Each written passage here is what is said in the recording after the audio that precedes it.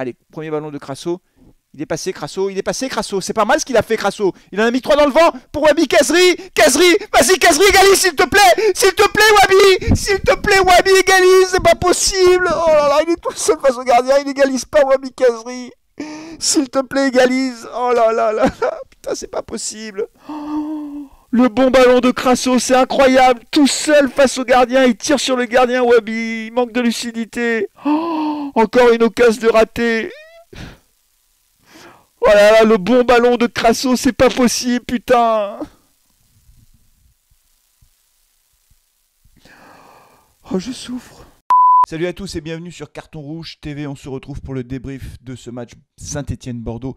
Les Verts se sont inclinés à Geoffroy Guichard 2-1, comme un air de déjà-vu pour ce match à plein d'égards. On a l'impression d'avoir déjà vu ce triste film pour l'AS Saint-Étienne. Les Verts se sont inclinés donc à domicile dans un stade, c'était une piscine devenue injouable, avec un monsieur Gauthier qui s'est fait remarquer dans le mauvais sens du terme, l'arbitre de la rencontre. J'y reviendrai, même s'il ne faut pas se réfugier uniquement derrière les erreurs d'arbitrage. C'est vrai que ça nous pénalise quand même beaucoup et ça nous coûte cher, puisque au classement, on est avant-dernier, on est en position de relégable. 3 points après 6 journées, c'est catastrophique.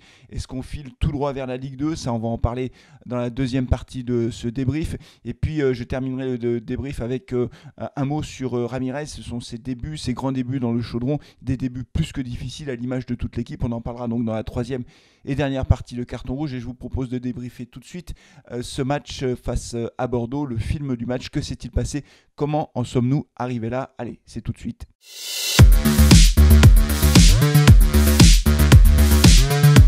Et oui, nouvelle défaite pour l'AS Saint-Étienne. Je ne vous cache pas que ce matin, c'est un peu compliqué. J'enregistre le débrief donc dimanche matin. Je me suis laissé la nuit pour laisser un peu redescendre la tension. Ça a été hyper compliqué, ce Saint-Étienne-Bordeaux, avec, comme je le disais à l'instant, un air de déjà-vu. En fait, déjà-vu pourquoi ? D'abord parce qu'on prend un but en tout début de match. Première occasion bordelaise, une grosse erreur défensive, un peu comme à Montpellier. Alors là, c'est Sceaux qui couvre toute la défense. Et donc les deux Bordelais qui partent à la limite du hors-jeu. Adli qui va fixer Étienne Green. Il arrive face à Étienne Green. Et là, deuxième erreur de Sceaux, au lieu de rester près de Wang, puisque Étienne Green vient fermer l'angle du but face à Adli. Que fait Sceaux ? Il va vers Adli et donc il laisse derrière lui Wang. Et donc que fait Adli ? Il passe le ballon à Wang et il n'a plus qu'à le pousser tout seul face au but.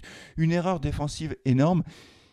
C'est dur pour Sceaux, mais il est jeune et il apprend. Voilà, donc c'est aussi le prix de la jeunesse, c'est le prix des choix qui sont faits là, depuis plusieurs mois maintenant par Claude Puel. On met des jeunes et tout le monde n'est pas Fofana, tout le monde n'est pas Saliba et du coup voilà, c'est une erreur défensive majeure qui nous coûte un but dès la 6e minute. Alors après, j'ai trouvé que les Verts avaient essayé vraiment de mettre plus d'animation offensive, c'était mieux dans le jeu, c'était pas extraordinaire mais c'était mieux, on s'est créé des occasions. On a Denis Bouanga qui s'est créé une occasion, il n'a pas attrapé le cadre malheureusement.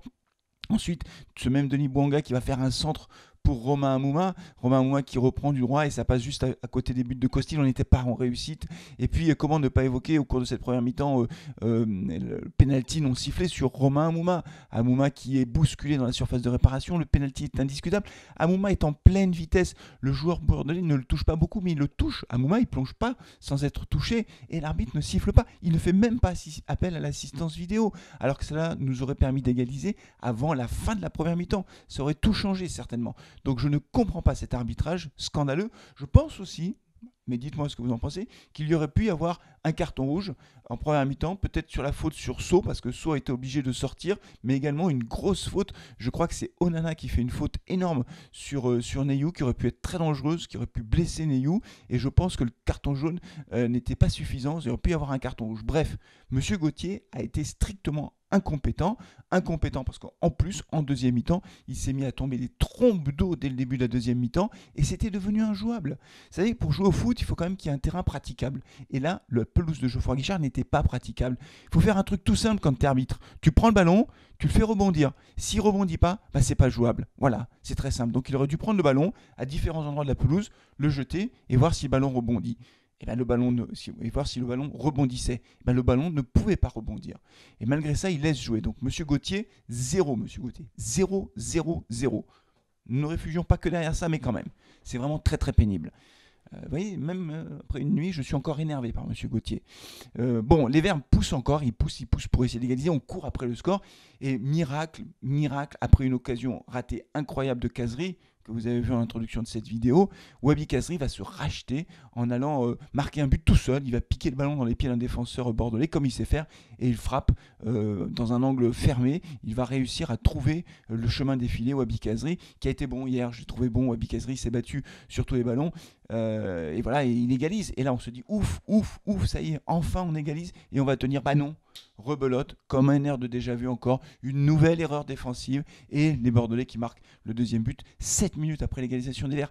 Vous vous rendez compte, on égalise à la 73e et Wang va doubler la mise à la 80e minute. C'est juste incroyable, c'est hyper pénible. Que s'est-il passé? Un long ballon bordelais qui arrive sur la tête de Moukoudi, et que fait Moukoudi? Il dégage la tête, mais dans les pieds de Houdin qui venait de faire son entrée, et Houdin qui sert Wang sur le côté, alors avec de la réussite. En plus, c'est aussi ça, l'air de déjà vu, c'est que Wang marque un but à l'arraché avec l'eau qui éclabousse de partout. Enfin, c'est hyper frustrant. Toujours est-il que à l'issue de ce match frustrant, mais j'ai l'impression de dire ça à chaque débrief, en fait c'est frustrant, à l'issue de ce match, les Verts restent collés au fond du classement, au fin fond du classement, avec 3 points en 6 matchs, les amis.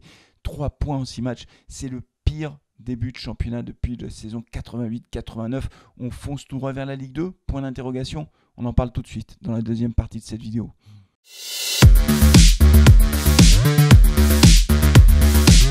Alors, est-ce qu'on file tout droit vers la Ligue 2, point d'interrogation?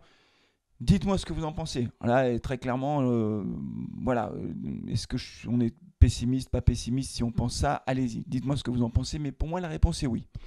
On a 3 points en 6 matchs, on est avant-dernier, on n'arrive pas à gagner, on n'a pas beaucoup de chance. Alors ça peut peut-être tourner à un moment donné, mais vu le niveau de jeu, la pression qu'il va y avoir sur l'équipe, je ne sais pas comment on va s'en sortir. C'est très difficile. Alors bien sûr, la saison va être longue, mais on n'a pas la qualité pour, en fait. J'ai le sentiment que dans notre équipe, on a un gros problème. C'est un problème d'animation offensive. Je pense que c'est le sujet numéro 1. On n'arrive pas à se créer des occasions, et quand on se crée quelques occasions, on en rate beaucoup. Donc ça va être très difficile. On a perdu face au dernier du championnat à domicile, et le calendrier qui nous attend est juste terrible. On va jouer Monaco, on va recevoir Nice, on va jouer face à Nice, et puis on va recevoir Lyon, on va avoir le derby face à Lyon. Donc ça va être un calendrier terrible. Les 3 prochains matchs, je ne sais pas si on peut accrocher un point, en fait, face à Monaco, Nice et Lyon. Voilà, donc peut-être qu'au bout de 9 matchs, on aura toujours 3 points. Donc là, très clairement, même si on en reste à ces 6 premiers matchs, on est sur un rythme d'équipe qui descend, c'est sûr et certain. Et encore une fois, je me répète, mais il y a la Coupe d'Afrique des Nations qui arrive. Ça veut dire qu'on va avoir un effectif qui va être complètement décimé. Alors, comment faire face à ça? Qu'est-ce qui pourrait nous faire réagir? Moi, je crois que Claude Puel, déjà, il doit prendre un certain nombre de décisions. C'est-à-dire qu'il y a certains joueurs, effectivement, il faut les mettre sur le banc. J'ai trouvé plutôt intéressante sa décision de mettre Camara sur le banc pour le réveiller un peu, m'a dit, d'ailleurs, il a fait une bonne rentrée. Il faut se réveiller, m'a dit. Il faut y aller maintenant. Neyou aussi. Alors, il prend beaucoup de coups, Neyou. Mais Neyou, il a essayé des trucs un peu, encore une fois, dans le match, tout n'est pas à jeter face à Bordeaux. Mais Neyou, il faut qu'il montre mieux que ça. C'est défensivement que le chantier est immense. Défensivement, c'est pas possible. On fait trop d'erreurs défensives. On a pris 2 buts à Montpellier, 2 erreurs défensives. On prend 2 buts face à Bordeaux, 2 erreurs défensives majeures. C'est pas ça ne va pas défensivement. Aujourd'hui, paradoxalement, le gros chantier, c'est plus l'attaque, mais même si on marque pas beaucoup de buts, mais c'est la défense. Donc là, moi, Claude Puel, encore une fois, je pense qu'il faut qu'il fasse un choix clair, c'est remettre Trauco sur le côté gauche. Trauco est rentré, il a fait une bonne rentrée. Trauco titulaire, c'est urgent. On n'a plus le choix. C'est Trauco titulaire et Colo dans l'axe. Parce que So, Nadé, il a fait un match correct là, mais So et Nadé, ça va pas. Donc c'est Moukoudi, Colo, Masson, Trauco. On n'a pas le choix. Il n'y a pas d'autre alternative.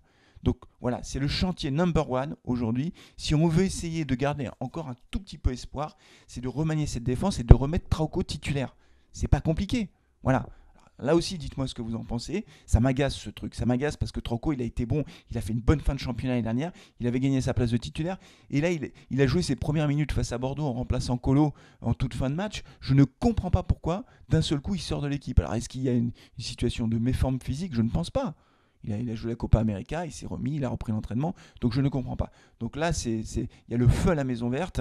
Il faut se réveiller et c'est défensivement que le chantier est le plus important, sachant qu'offensivement, tout n'est pas réglé. Mais on a quand même vu quelques petites choses intéressantes. Je vais parler tout de suite de Ignacio Ramirez dans la troisième et dernière partie de cette vidéo.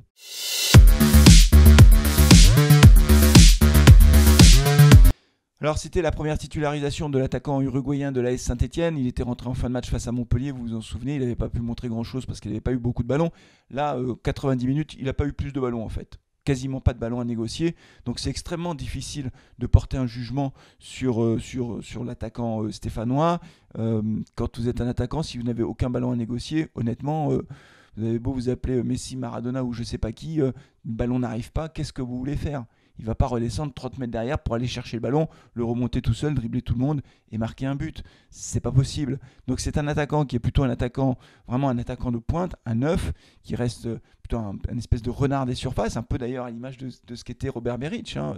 C'est un peu le même profil, paradoxalement. Et donc je pense pas qu'on puisse vraiment juger la performance et le niveau de Ramirez sur ce match. On a vu quelques petites choses intéressantes, mais c'était bien trop... Les ballons étaient bien trop peu nombreux pour pouvoir le mettre dans de bonnes conditions. Alors, moi, ce qui m'a plutôt encouragé, paradoxalement, c'est pas tellement la performance de Ramirez en tant que telle, mais c'est la performance de Wabi Kazri. Je m'explique. On a vu que Wabi Kazri, avec un attaquant de pointe qui joue le rôle d'attaquant qui fixe la défense, Wabi Kazri est beaucoup plus libre et bien meilleur. C'est vraiment très net, hein. Mais on l'a toujours dit, enfin moi je sais que sur Carton Rouge TV, on l'a toujours dit avec les copains chroniqueurs, on a toujours dit que Wabi Kazri n'était pas un 9, mais un 9,5. Et qu'il a besoin d'avoir un attaquant devant lui pour pouvoir tourner autour. C'est exactement ce qu'il a fait. Il a été bon, Kazri, franchement il était bon. Et donc c'est ça qui est intéressant, c'est que quand on joue avec un vrai 9, quelqu'un qui est là, qui fixe la défense, qui occupe les défenseurs centraux, ça crée des espaces pour Wabi Kazri. Et c'est en ça que c'est intéressant. Je pense que le système de jeu sera plus efficace avec Ignacio Ramirez comme attaquant de pointe, avec ce petit bémol quand même, qui maintenant saute aux yeux et qui est très frappant, c'est que en réalité, ce qui nous manque dans l'animation offensive, souvent on parle des milieux récupérateurs, etc., qui ne montent pas assez, les latéraux qui devraient être plus offensifs, c'est vrai, mais c'est que on n'a pas de meneur de jeu. En fait, au bout du bout, quand on réfléchit, quand on refait un peu l'histoire de l'AS Saint-Etienne sur ces 3 dernières années, le début de l'enfer, c'est le départ de Cabella. À partir du moment où Cabella est parti à l'intersaison rejoindre Krasnodar, on l'avait remplacé par Boudbouz qui était censé le remplacer poste pour poste. Boudbouz ne joue pas, donc on n'a plus d'animation offensive. C'est-à-dire qu'on n'a plus ce joueur capable de faire la différence, deux dribbles, hop, et une passe décisive. Ça n'existe plus, ça. Et donc, les attaquants, dans ce contexte, c'est vachement dur pour eux parce qu'ils n'ont jamais de bons ballons, en fait, très peu de bons ballons. Voilà, donc, je crois que vraiment, aujourd'hui, je te parlais de la défense tout à l'heure, qui est un chantier immense, mais je crois vraiment que la taxe, ce qui nous pose problème aujourd'hui, c'est l'absence de meneur de jeu. Et d'ailleurs, à ce titre-là, je pense, mais je sais qu'on ne sera pas d'accord avec beaucoup d'entre vous, puisque j'ai mis un tweet là-dessus, j'ai dit je suis content de voir revenir Riyad Boudbouz dans le groupe, est-ce que vous aussi vous êtes content? Il y en a plein qui ont dit non, Boudbouz on n'en peut plus, il fait rien, machin, truc bidule. Boudbouz nous ferait le plus grand bien, vraiment. Alors on dit oui, il est trop lent, il revient, etc. Ouais, mais il est technique, il va provoquer des fautes. C'est super important. Moi, je pense qu'aujourd'hui, il faut revoir complètement le système de jeu offensif et il faut remettre Riyad Boudbouz sur le terrain, titulaire, pour qu'il puisse délivrer des passes décisives. Voilà, c'est hyper important. Voilà. Et de toute façon, au point où on en est, il faut tout tenter avec les forces en présence. Et Riyad Boudbouz fait partie des forces en présence. Il faut tout tenter. Ça ne marche pas. Sinon, encore une fois, on file vers la Ligue 2. Donc voilà, donc pour en revenir à Ignacio Ramirez, il faut lui laisser un petit peu de temps, le temps de s'adapter, le temps d'avoir un peu plus de ballons. J'espère qu'on va changer encore la tactique pour essayer d'avoir plus de ballons, parce que sinon, encore une fois, ça va être une saison qui sera extraordinairement compliquée. On savait qu'elle serait difficile cette saison. Voilà, tout le monde le savait. Mais là, difficile à ce point-là, honnêtement, je pense qu'on est vraiment bien servi. Voilà, c'est ultra compliqué. On va se retrouver pour le match face à Monaco, c'est mercredi. Je ne serai pas dans le cadre habituel, mais je vais quand même commenter ce match. Je ne pourrai pas commenter le match face à Nice, je ne pourrai pas le faire, je ne pourrai pas être là. Mais voilà, on va attendre ce match face à Monaco, on verra ce qu'on sort comme match face à cette équipe monégasque qui est quand même une très belle équipe monégasque. Voilà, d'ici le prochain live, prenez soin de vous, évidemment, prenez soin de vos proches, et puis allez les Verts. Voilà, bonne journée à tous, ciao.